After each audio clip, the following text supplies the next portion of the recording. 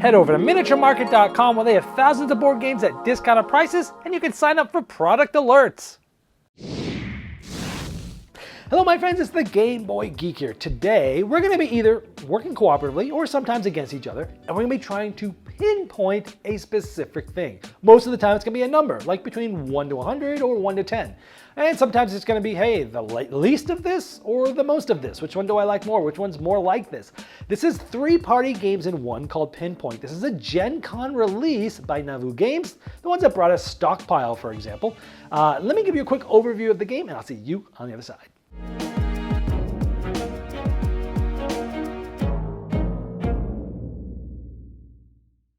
Now, Pinpoint is a 3-in-1 party game. There's 3 different games you can play. Let me go over the first one first. It's called 1 to 100.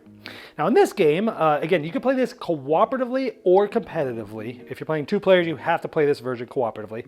And so what's going to happen is one player is going to be the clue giver. And they're going to have this huge deck of cards, by the way. And they're going to have one here. And they can either select one of these comparisons, or if they were like to, they could roll this die, and that would tell them which comparison it is. I think it's much better to pick the one because it's going to be a little bit easier for you, and the game's not easy anyway. So you could say, hey, from a 1 to 100, 1 could be temporary and 100 would be permanent, or dirty to clean, historically irrelevant to historically relevant, worst thing to come from religion or best thing to come from religion, or something that needs no power to work, or something that needs a lot of power to work.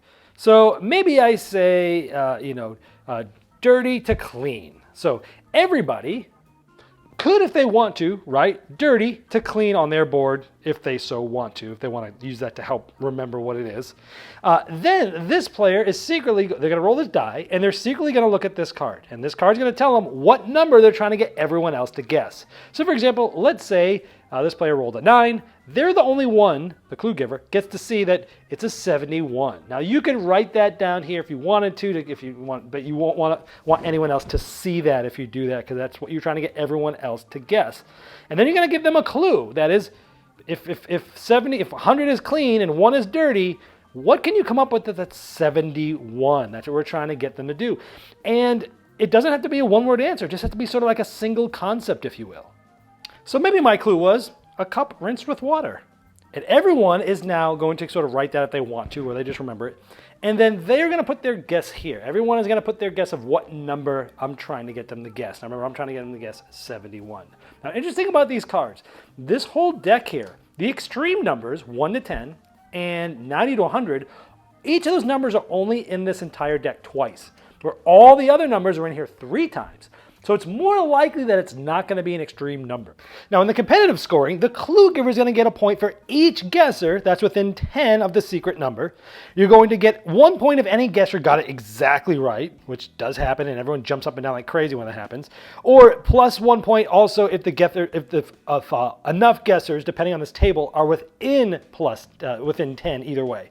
And a certain amount of guessers shows you how many there. So at most, the clue giver is going to get 3 points. The guessers are going to get a point for being within 10. Another one if they got it exactly right, or one to be the closest. So again, each guesser can get a most of 3 points there.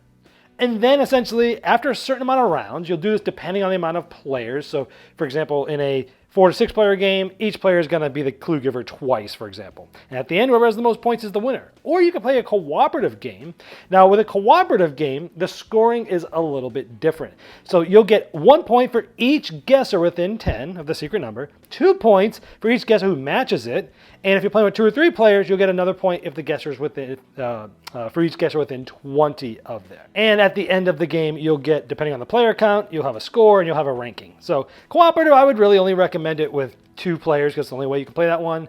Maybe with 3, but really the competitive game is the better game here. Now, another big thing here is that you can, as you can tell here, you can play simultaneously. Now, this is a great feature in the game because everyone can get one of these cards and one of these at the beginning of the game, and everyone simultaneously is picking this. One person rolls the die and everyone looks at that number on their secret card, and everyone is coming up with their own clue at the same time. So everyone, it's not really a lot of downtime. Sure, some people might take a little bit more time than others, but it's not going to be like stacked downtime every turn when someone needs to come up with something. And this simultaneous play is a very, it's a really good thing here. It makes this, that alone makes this much better than most of those thinky party games. Kind of like wavelength, if you will. Okay, so let's see if you can play along with me. The one I selected was dangerous and safe. I rolled this die. In here is number 4. I got to tell you what I'm going for. My clue is Russian roulette. So if 1 is dangerous and 100 is safe, where on that scale do you think Russian roulette is? Why don't you pause here and just think about it for a moment. And come back when you understand and you know which number you think it is. All right, let's flip this over. Let's see how close you were. Number 4, 16.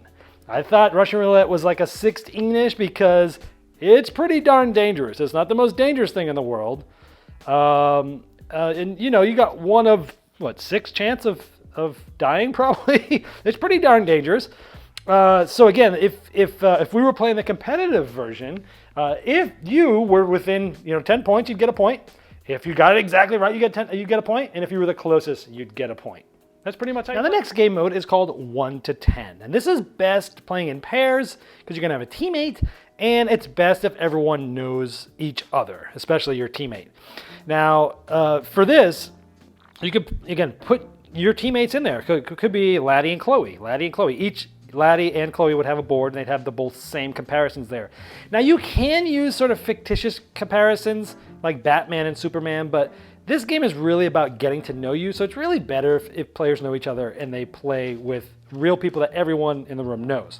Then, one player is going to draw one of these cards, and they're either going to select one of these or roll the die to come up with it. Like I might say, who's most likely to enjoy living with their parents? And so the 2 players that are Laddie and Chloe on that team are going to have to pick. Laddie is 1, Chloe is 10.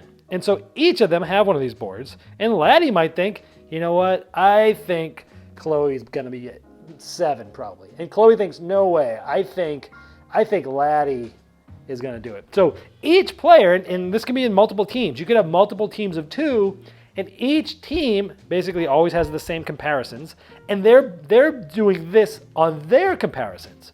And so, like, let's say everyone's done, they select this. Now, you'll get 1 point if the teammates answer on the same side of the middle line. This was above 5, this was below 5, so this team didn't get a point, but if so, that team would get a point.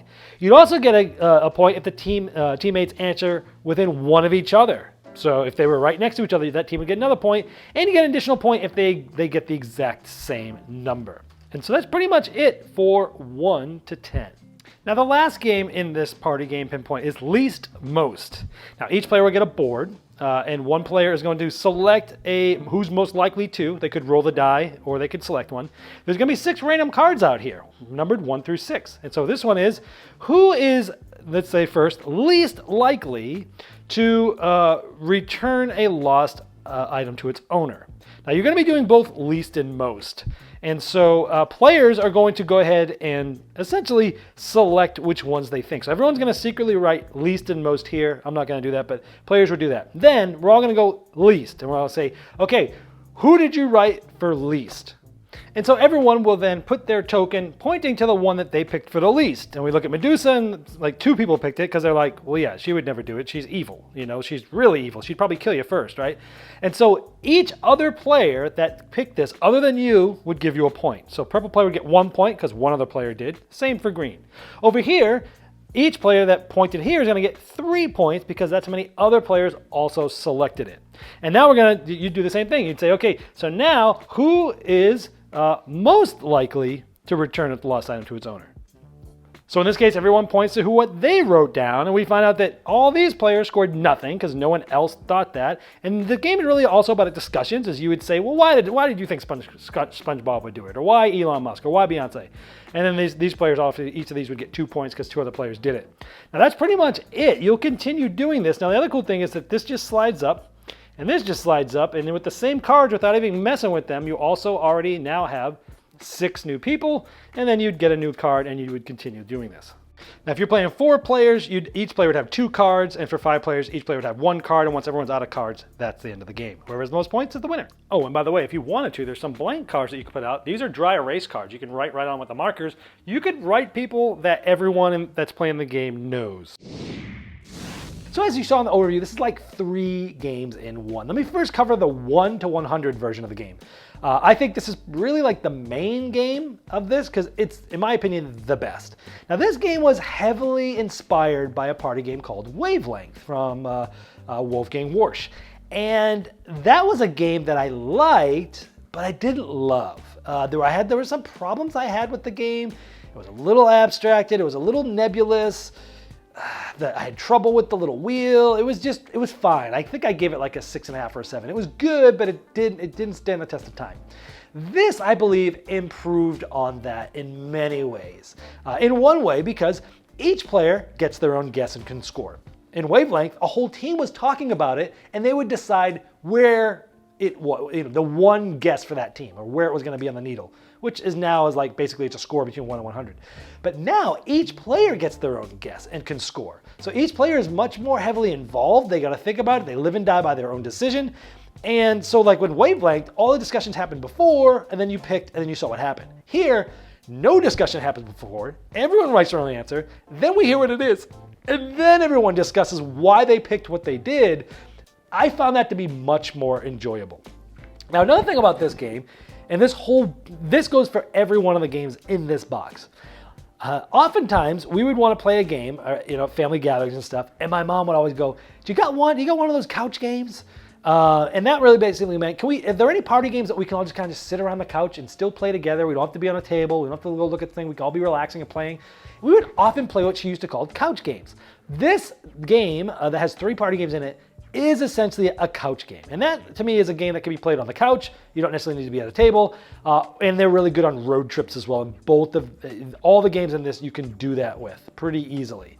Now, this also has, I felt like, more choices as to the comparisons than Wavelength. Because Wavelength, I think you just have 2 choices. Here you get like 5, I think. And they're more interesting choices. They're not just like a word. They're like, phrases and things. You can also play it cooperatively or competitively. I highly recommend the competitive version, but I have played the 2-player version, which is co-op only, and it works well too. You can be driving down the road and asking someone a question and trying to guess what number is the thing that they're talking about. Now you can play with a whole group of cards. It's great.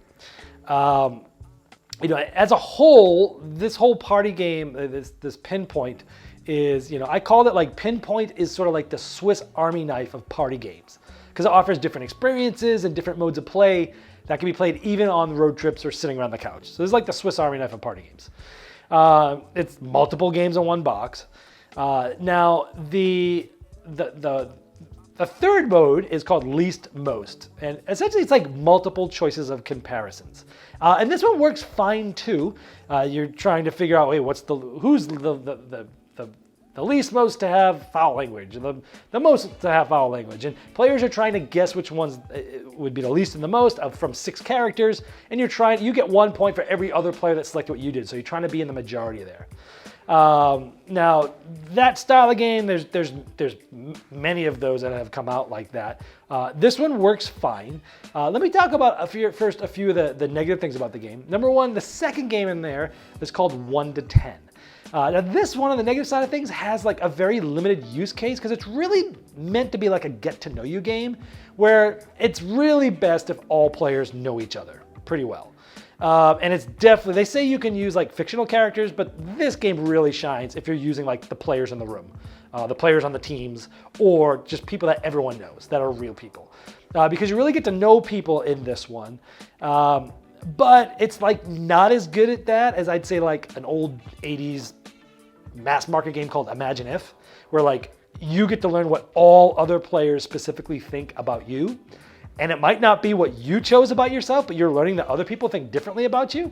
And this game, the 1 to 10 kind of does that, but it's not really as direct. You're kind of doing numbers and sliding scales. So this one worked. 1 to 10 was fine. It just didn't stand out as my least favorite of them because you need like a team. You need to know people that's at the table, and so it's a good icebreaker game. And you really need to be in teams of 2. There's a variant where you could play it with odd number of players, but it's really designed for 4 or 6 players, teams of 2. And so that was the one I liked the least, especially because there's another game that does what it does better, I think. The least most version I don't think it quite shined as well as others like Argue's, an old party game that's very similar. Showdown from R&R Games was very similar to that, but it used like a bracket system like sporting brackets, and all these characters come out and the comparison comes out, and you're trying to bet on which one you think's gonna make it all the way to the end of the bracket. That takes this concept to another level, and that game's fantastic. And this one doesn't shine as well as that. But I will say that because of this game, as I mentioned, is sort of a 3-in-1, a Swiss Army knife that can be played on the couch or in the road, it kind of is like a different market. Sure, 2 of the games I don't think are quite as good as other games I already have, but those games are longer, they're more involved, they have more rules, you have to be sitting at a table and be completely 100% engaged right there, where this is a little bit different than that. This is a lot more free-flowing, you can play in more instances and things like that. So overall, I'd say that this is basically for someone who doesn't have a lot of games in your collection and you want great value. You want to be able to play 3 different games and you want flexibility of the play situations and where you are when you play them. I highly recommend this. So it is that Swiss Army knife, if you will. And even if this game was just the 1-100 game and there weren't the other 2 there, I would still recommend this because it is fun and it does something similar to a very popular party game that I think, again, does something even better. So that's what I think about Pinpoint. This has been the Game Boy Geek, breaking down barriers, growing relationships through board games, by helping you find out what you'll love. Game Toppers not only transforms your existing table to a high-quality gaming solution, they now offer full leg kits and dining cover solutions for the full table application. Paired with their amazing, thematic, premium stitch edge mats from noted board game artists like Vincent Dutray, collapsible cup holders, and really cool accessories, it's a complete system that upgrades every game you play. Go to GameToppersLLC.com or click the link below.